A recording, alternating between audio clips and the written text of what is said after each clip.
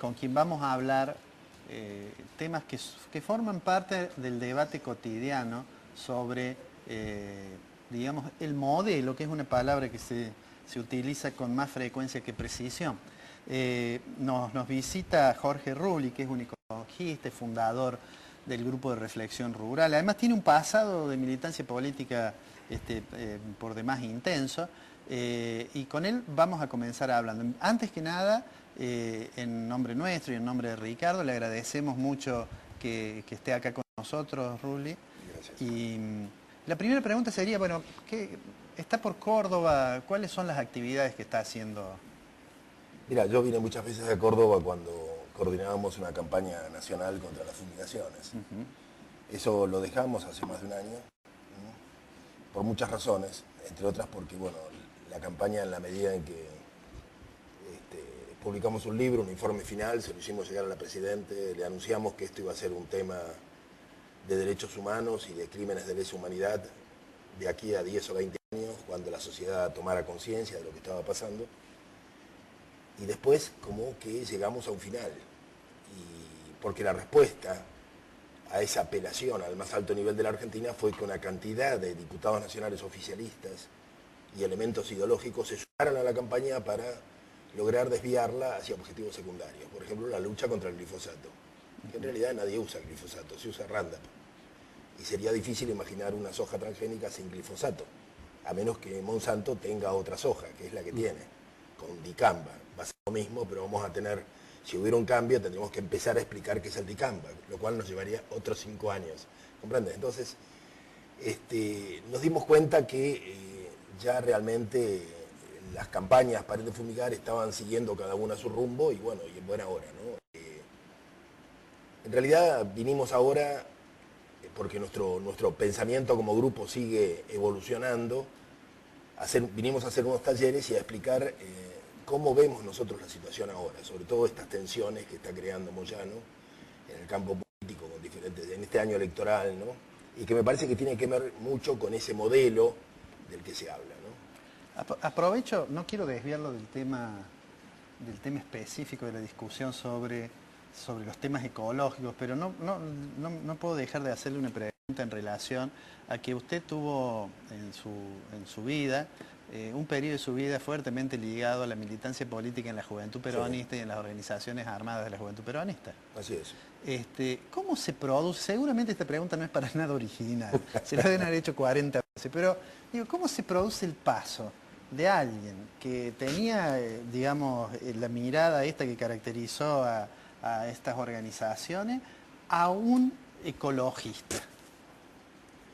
Y digamos, Bueno, ¿hay una ruptura o hay una continuidad por alguna razón? Y, ¿cómo te diría? Hay ciertas rupturas muy dolorosas que fueron marcadas por situaciones que pasaron muy terribles, la tortura, la cárcel y lo que pasó con el terrorismo de Estado.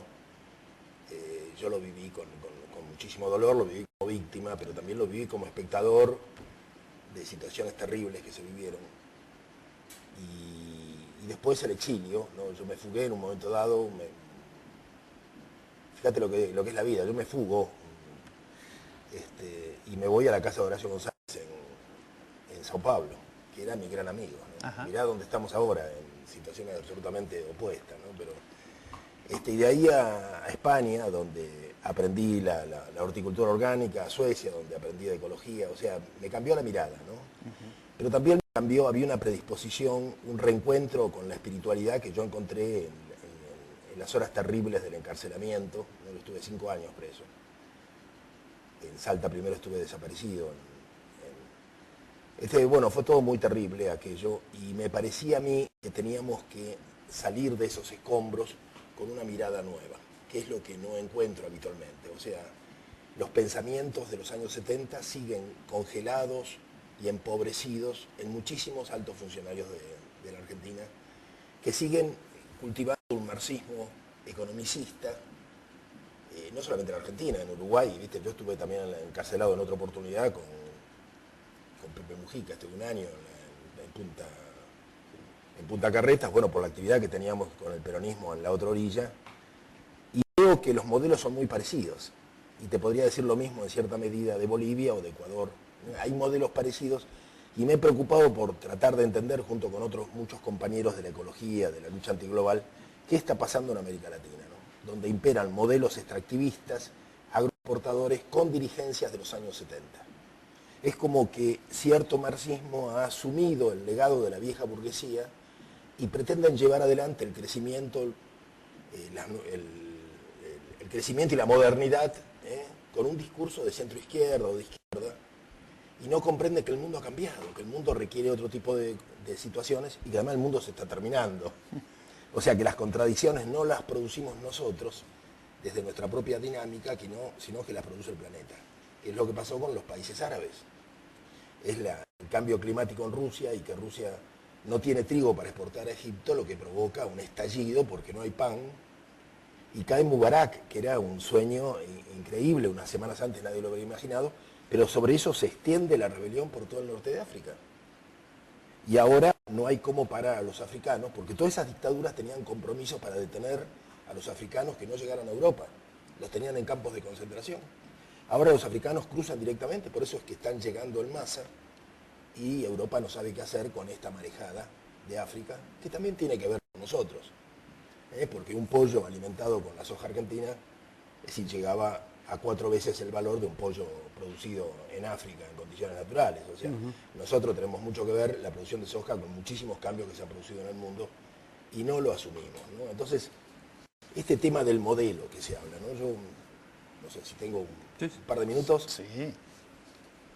Yo siento que, si bien este modelo lo inicia Felipe Solá en la época de Menem con la habilitación de la soja transgénica RR, me parece que es este gobierno, porque además yo lo conocía, Felipe, yo trabajaba en la Secretaría de Agricultura y veía la incapacidad de comprender lo que tenían entre manos. En realidad eran como directivas que recibían, pero no entendían.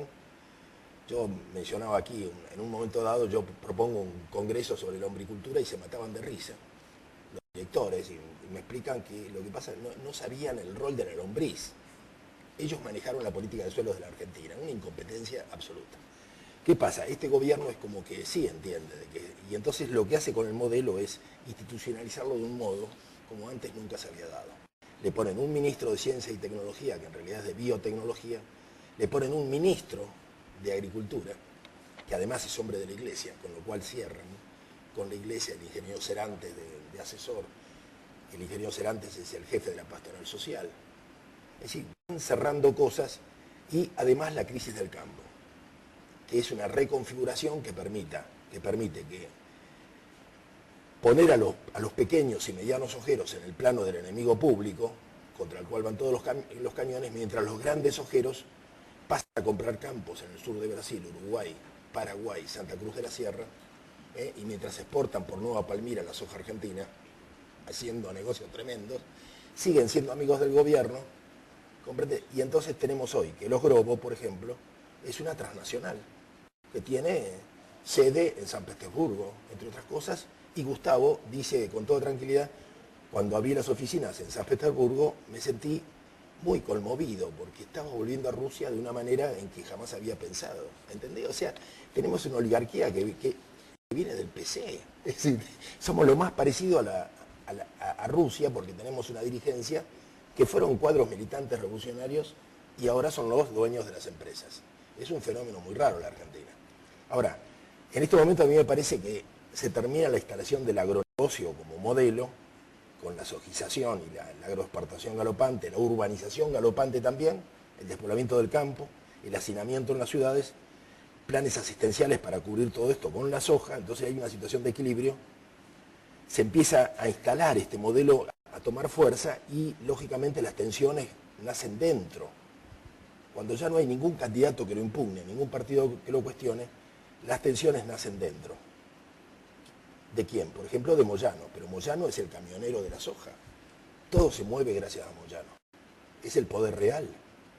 Es decir, ¿qué le molesta? Le molestan los chicos de la cámpora, le molestan esas ideologías que le pueden molestar a todos los demás. ¿Se entiende? Es como que un poder corporativo que va tomando formas políticas, por ejemplo con Mesa, que es hombre del Departamento de Estado, detrás está Alberto Fernández.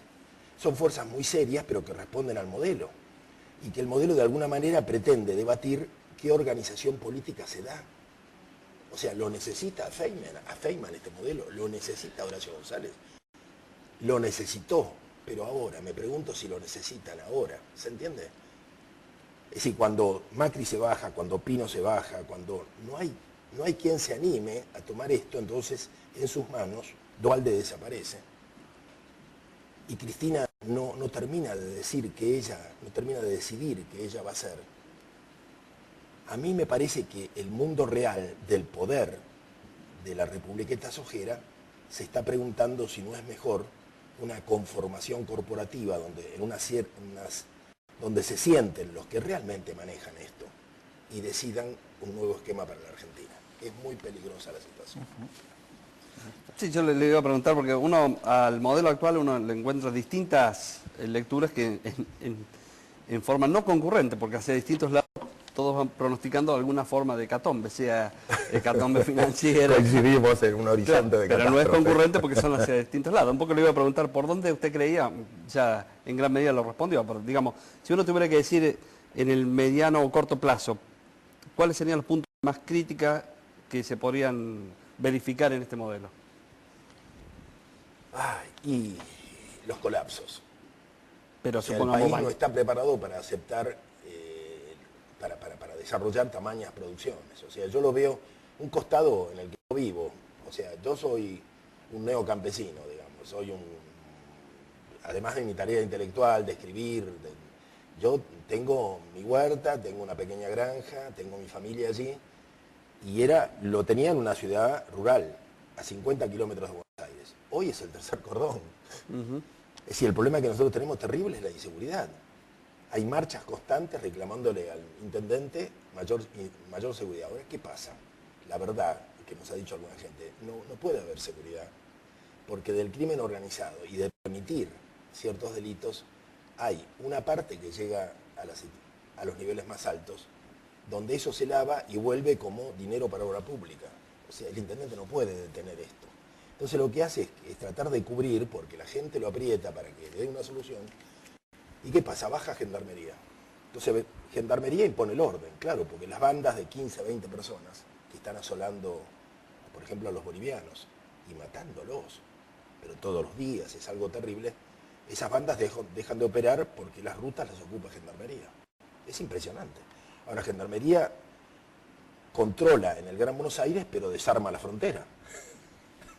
Con lo cual tenemos toda una política narco que se instala en el norte argentino, abiertamente. Entonces, es como que la colcha no alcanza para todos. O nos cubrimos la cabeza, nos cubrimos los pies. Pero además, no es una colcha como la que teníamos en otra época, por ejemplo, en la época del peronismo. Esta es una colcha de retazos, donde cada retazo y cada intendente tiene un proyecto y trata de resolver el problema de su comunidad. Y las minorías sexuales también. Y las minorías sindicales, y cada uno, o sea, falta un proyecto de país.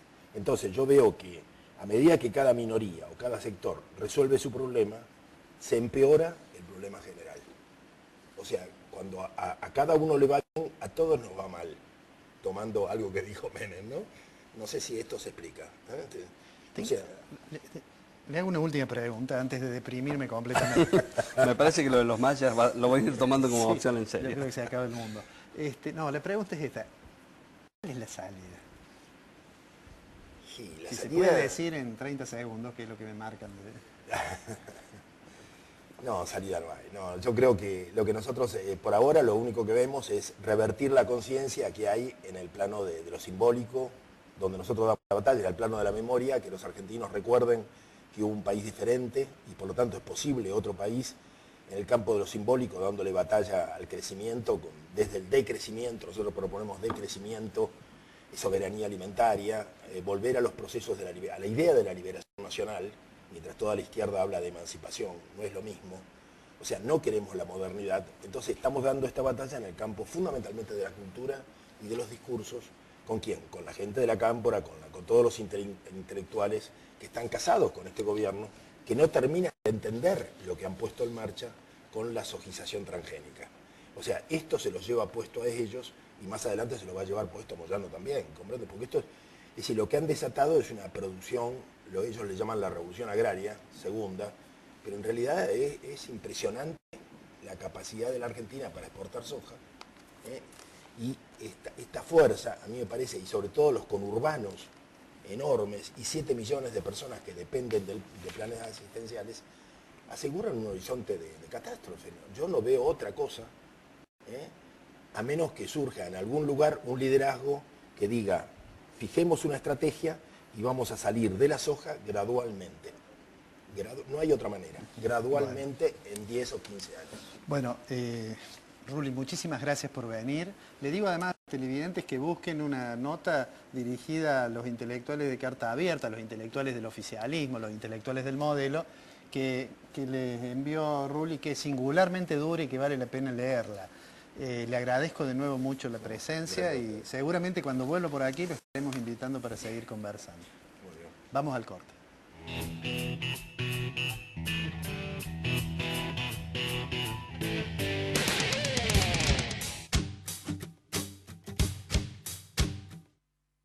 La calidad, nuestra pasión. La satisfacción del cliente, nuestra obsesión.